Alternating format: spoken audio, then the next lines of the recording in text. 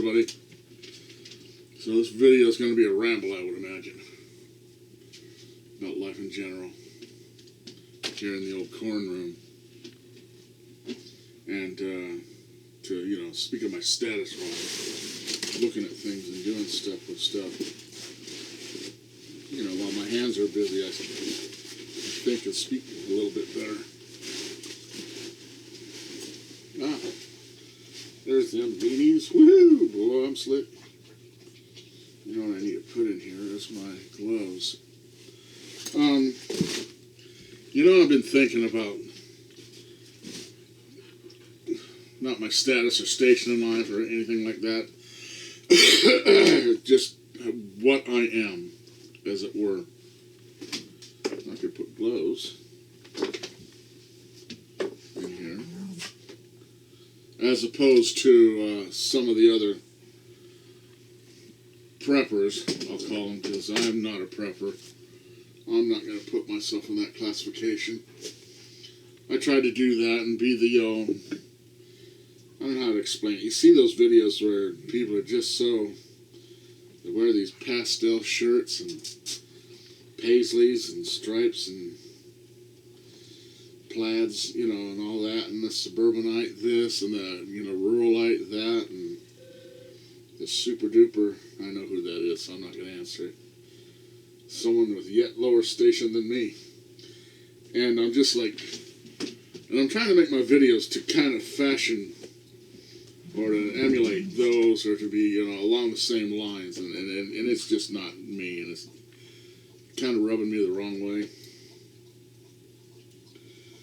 And I just don't like doing it anymore. You know, so I'm going to say, and I've had the attitude anyway of, you know, you don't like my videos or my dirty-ass damn yard. I'll try and keep it clean. Try to keep the language right, because, you know, I'm not that fond of cursing, unless you want to put, you know, emphasis on something. That way, you know, you can tell when someone means it, instead of constantly cursing or, you know, using colorful language arts. Sorry, I inhaled some corn chips here a little bit ago. Eat Fritos in the middle of a sneeze, and it kind of went like that, back and forth, and about damn killed me. Anyway, so let's move on. I just can't do that, and plus the fact that I don't, I'll give you an example, like Canadian Prepper. Excellent channel, lots of information, but he's just so Best Buys, you know, right? You know, and I can dig it, you know, it's worth, he's valuable, he has value. He's created a lot of value in himself, you know, with that format. I just can't do that. Look at me, I just can't, you know, I mean, I have more hair than him. What, Mara? Mara. Okay, go on. Now go. So, you know, the reason I say I'm not a prepper is because I've been surviving, mostly, not prepping. Everything I use, have used, and probably will use, is pretty much what I have to use. I can barely, you know, all this stuff here that you see is what I call the peripherals of a good prepping situation, because I've had to, like I said again, eat the heart out of things. And that brings me to this subject, and I think this is the main subject of why, you know, I'm getting logjammed, because I'm getting upset. I'm not calling myself a prepper. It's because I have been through the absolute mill. And I've been through it, been running through it for years. The other preppers, I shouldn't say other, the preppers, you know, they just haven't had them licks like I've had. So I take them with a grain of salt, and at the other way around, I don't know if I scare them, or they just think to respond to me, or to acknowledge any of my videos, or anything I'm doing, although erratic, you know, because in my mind, and I'll explain it, they just can't face it, or they just, like I said, oh, just look at this rube. And I'm proud of being a rube. I even tattooed it on my, ass. A rube. Because I've had to hot dog it all the way. And these people, they just haven't. They just haven't had no licks. They haven't had the hard luck, or the, when you have hard luck, the good fortune is a lot gooder, better, I know. It's a lot better for you. You're feeling better, you feel, wow, what a thing, Instead of, oh, that's cool. And so I just, I don't know what to do with them. They don't talk to me. They don't ask me questions of what I've been through. They don't see what happened, what my experiences, and what I would do with things, how I feel about stuff. That kind of thing. This is irritating me. My daughter buys me this, by the way. Jessica. She gives me this phone. That's about to piss me off. I got a young man here, and the ocean floors. Let me tell you what, the Titanic is sinking. There's more people that used to be able to get along like me, and this kid that I'm dealing with, known him since he was, just 5. They're not making it.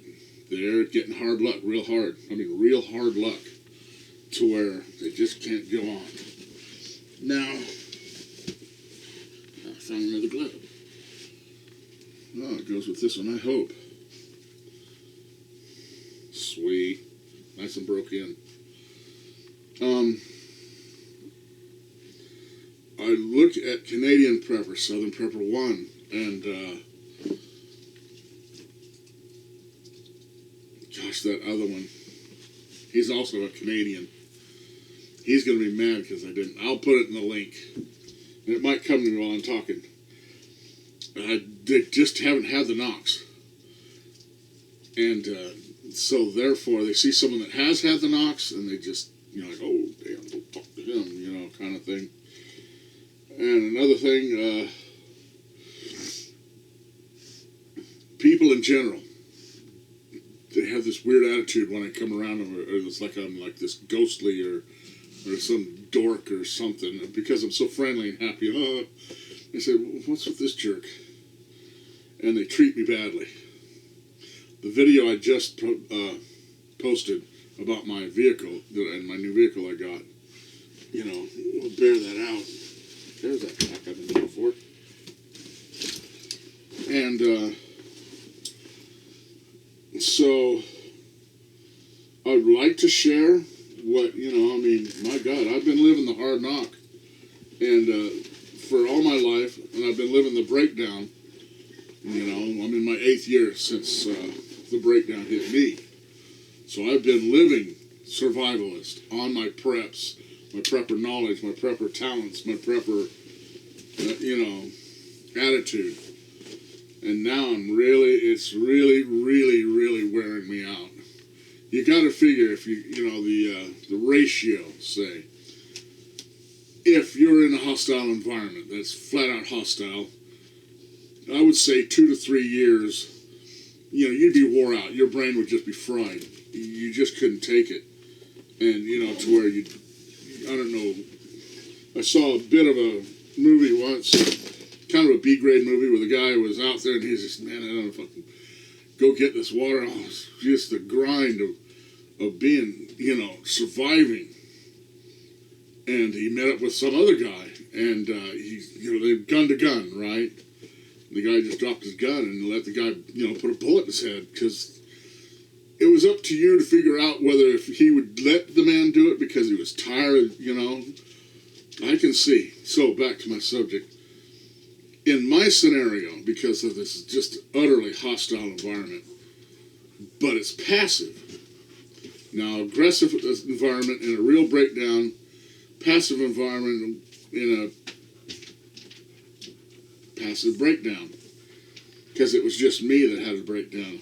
And so I'm facing this hostility every day for years, and getting scatterbrained. I can't think straight. I can't. You just get tired, and you let things go. You don't clean up as much. You, man, I'm tired of cleaning this up or sawing this out or building this or figuring this, to the point where things fall apart. And if you didn't have an improvement in the situation that you're in, say instead of 1 to 2, say 3 years of aggressive hostility doesn't pass away, you're hitting the 4th year of having to go out, gunned up and having to, do the Delta Force thing, just to gather your things. Your mind ain't going to take it. It's just not going to take it. You won't take it. With me, 7 to 9 years, with the passive thing, where I go out there and people are hostile to me every day because, I tell the truth. I do not, mince. I tell them what they are, what they're doing, what they're, right? And, well, they don't dig that, right? And I'm like, well, don't do things that I have to tell the truth about, But, see, look at me. I'm all over the place. My head is scatterbrained from having to do the survival thing for so long. So 3 to 5 aggressive, 5 to 9 passive is my thing. Now, you got to figure, yes, there are ways. I can still go to the store. I can still get milk. I can still, and get the things I need to survive, but not thrive, because I don't have the money to raise my station up, my standards up, my standard of living up, anywhere above where I live now, what you see. There's another, wear down scenario. It just wears you down. Every time I go out, there's, I'm going to get on that car, I'm going to fix it. Well, you got the money? No.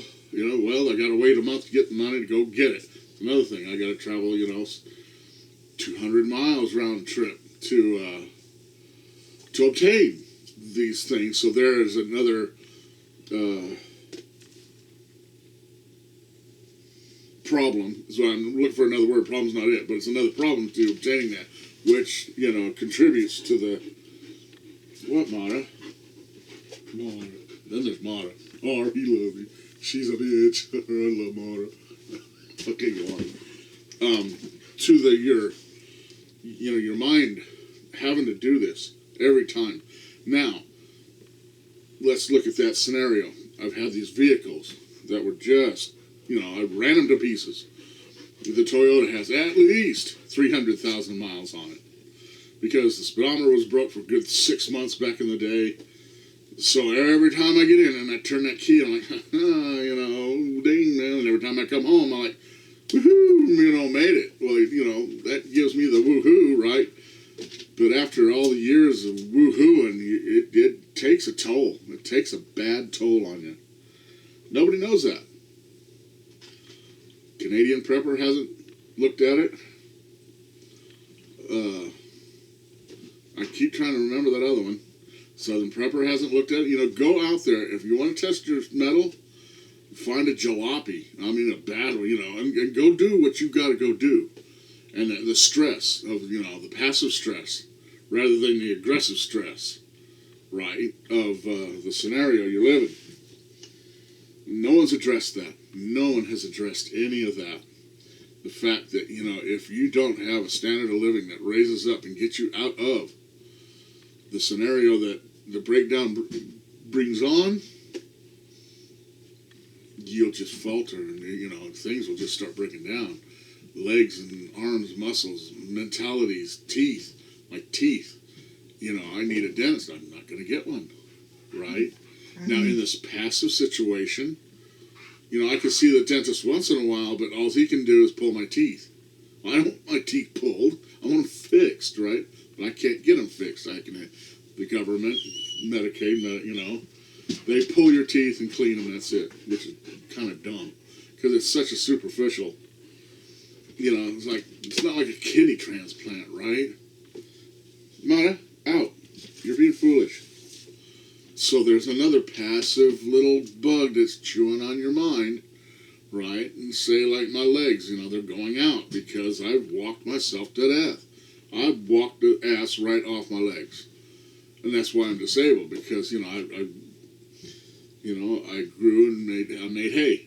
I mined sand, gold, comonite, all these things, and those were also, man, high stress jobs. So that takes a chunk out of you. And now I'm just saying, well, now I can't stand up for about a few minutes. You know, I'll sit down and I get blood back into my legs, and then I can pretty much function, and then about a half hour later I go, man, I can't do it. So that right there, just think of that, a chronic injury. Nobody's addressed that. Okay, not the injury itself, but the effects on the mentality. Now, this is Canadian Preppers. I heard he's a psychologist, right? This is his scenario. I haven't seen him say a word about it. Not, by God, I think I've watched about every one of his videos. Because he's a smart man. I endorse his channel. But there are things that, I'm like, dude, you are bereft in the knowledge of this scenario of what would happen in someone, after years of survival and what it does to this person. And that's a lot of the reason why I'm like I am. Before, a couple, 3 years ago, like I have my other channel, I Will Be Darned. You look at it, I'm pretty 5x5. And now I just can't. I just can't do it. So the scenario of the passive and the aggressive breakdown situations has not been addressed. And the length of time in a scenario and the effects on the mentality, the physical and mental effects of it. Drugs, they say coffee, all that, where can you get them? You can't get antibiotics. I have a chorus. I have a couple other things that imagine, those are gone. Imagine chronic pain. Chronic, you can get along, but man, every time you get up, oh man, God, I got it, waking up in the morning. Now, before I was like, I'm going to go get them. And now I'm like, do I really have to get up? And I wait till my eyes just flat will not stay closed, until I get up. It's about, 7:30, 8 o'clock every morning.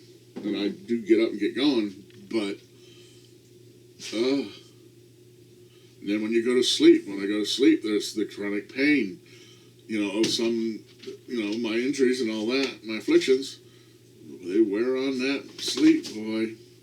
So every couple hours, I gotta wake up and I have to, make sure not crunch up like a little bug so the things will stay straight. So there's a lack of sleep because of the chronic things. After the breakdown, right? They weren't repaired. They just went along until they just became a part of me. They weren't repaired. Just think of that. You broke your arm and, it just kind of had to fix. Right? Oh, man, imagine what that would do to you after about 3 years of this damn arm, not quite working. I have not seen them address that. I have not seen them, like what I would like to do is like some sort of an interview like you did with the women. That was pretty informative. I showed that to all my daughters. I made sure they all watched that, by the way. That was a very good series. Things like that, people that have been on the ocean floor, yet succeeded, stayed alive, instead of fallen, went to prison, caused crimes, got shot, croaked and died, right? And I haven't seen none of that in any prepper channel. And now I'm like, you guys, I don't know, you just ain't like, I'm not going to say my caliber, but you just haven't done what I've done. So you don't have the experience. You have the mentality and the knowledge, but you don't have the experience of going through a breakdown and then the aftermath for the length of time that I have done it. So I'm going to take y'all with a grain of salt. I'm going to put myself maybe a little cut above, a slice above, not a cut. How's that? Because I'm like, I couldn't imagine. Prepared Mind is his name. Not the Prepared Mind. Prepared Mind. Canadian guy, dark. Excellent man. I just don't think you'd make it. If I brought you in here to this house right? I said, okay, you got 90 days to live like I'm living, and see,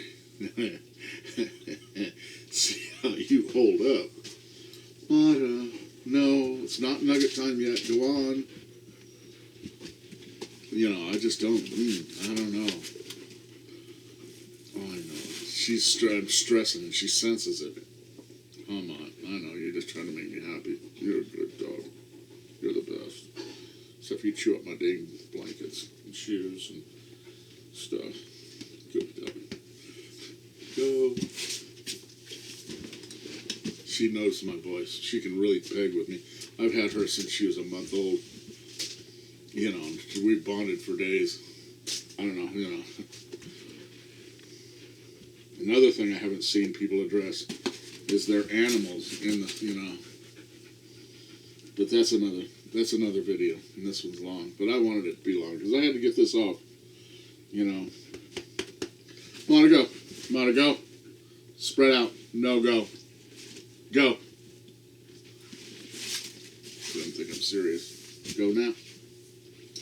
Anyway, dog training.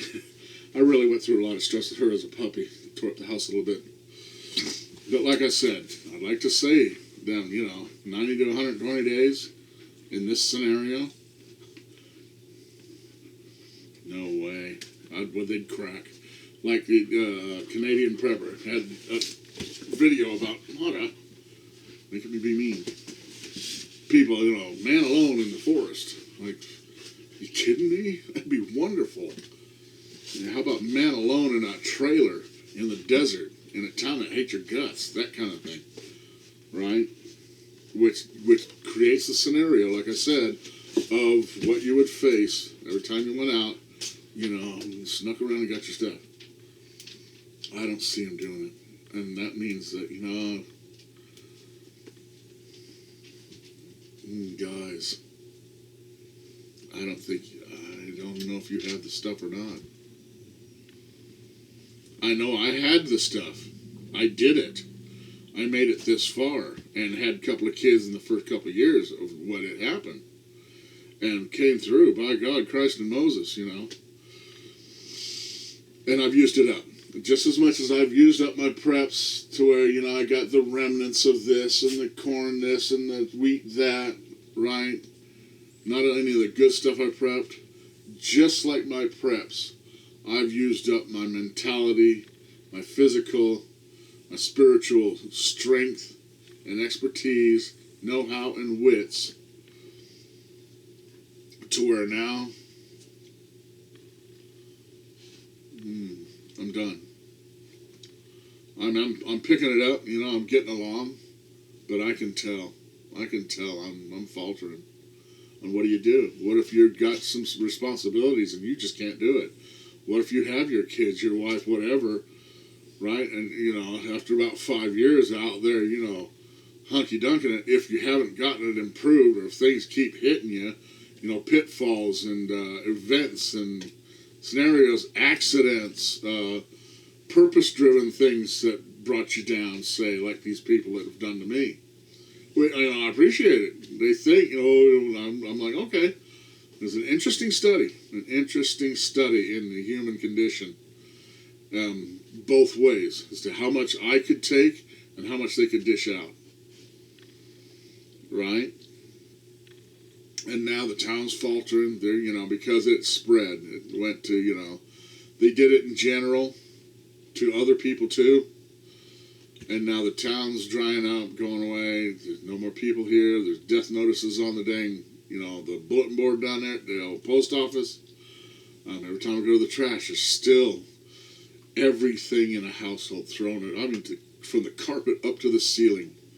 You go in your house, that's been thrown into that trash. So, and think of that. What if, you got a fading population in your group, in your little clan. Babies ain't quite being made as fast as you need. Now your labor force is getting old and crotchety, and I can't get that mule pull out the plow no more. I can't get up and candle make, hunt, fish. I can't work on that dang car, and the car would take a crap.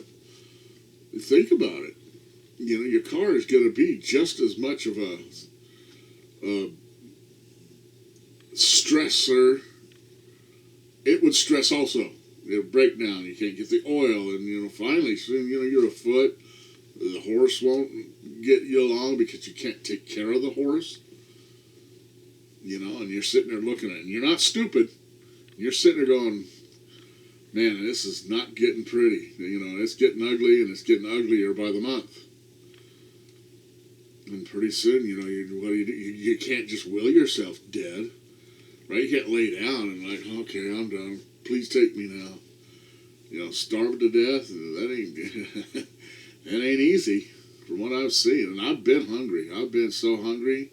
You know, I went beyond hunger. I have hunger ridges in my teeth from when I was a kid. You know, that kind of thing. And, you know, I'm going to call them tinsel preppers. And I don't mean anything mean about it, but they're tinsel preppers. They're just not meat and potatoes preppers. You know, they come up with all the cool gear and the gadgets and goof stuff. And, you know, and I have to come out here and I have to, if I want me, you know, I've got knives now. And for the other way, you know, I'd have to hammer it out of a dang bolt. And, right? And what if you don't have the fire? What if you don't have the hammer anymore? And what if you just don't have that arm? And that's kind of where I'm starting to get to that point, to where, you know, I can't work that yard like I used to. And it's like, and I'm repeating myself. That's the end of the video. We're going on 30 minutes. I haven't seen any of this addressed to the, you know, the scenario of what do you do in 3 to 5 years if the scenario out that door is the same or worse and nothing's improved? Because you got to figure about 2 years, you know, most everybody that's going to die is dead. So then it's you, and Mona wants to bet, okay, right? And, you know, if you don't have anyone to help you, or if you're just not quite, you're relying on gadgets and gizmos completely, like, you know, all the newfangled stuff that they, you know, they do reviews on. You know, what if that breaks? What if that wore out? What if you just can't sharpen that thing no more? You know? Something to think about. I think it's something that should be addressed. Of course, then again, you know, maybe not, because, hey, if that's the case, if that hadn't improved, then what are we doing with staying alive? And with that note, live by your wits, not by your worries. And Matahari. Come on. I know, baby. I'm being weird voiced. Alright, now. Peace. Bye. It's going to take me 2 days to upload. Lovely shirt.